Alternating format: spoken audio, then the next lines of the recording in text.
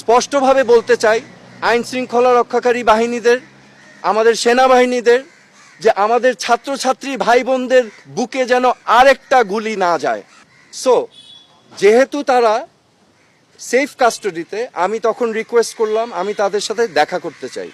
তো প্রতি উত্তরে আমাকে জানানো হয়েছে যে দেখা করতে চাইলে ঊর্ধ্বতন কর্তৃপক্ষের পারমিশন নিয়ে আমার দেখা করতে হবে তাদের সাথে। বাংলাদেশের মুক্তিযুদ্ধ নেতৃত্বদানকারী বাংলাদেশের প্রথম প্রধানমন্ত্রী তাজউদ্দিন আহমেদ এবং সৈয়দ জোহরা তাজউদ্দিনের সন্তান, এবং আমি নিজেই একজন রাজনীতিবিদ হিসেবে আমি 2 টার্ম বাংলাদেশ সংসদের সদস্য ছিলাম, স্বরাষ্ট্র প্রতিমন্ত্রীর দায়িত্ব পালন করেছি এবং এখন আমি একজন সাধারণ নাগরিক। আমি আজকে এই ব্যাকগ্রাউন্ড এবং একজন সাধারণ নাগরিক হিসাবে আমি ডিবি অফিসে এসেছি, কারণ আমি বাংলাদেশের সকল মানুষের মতোই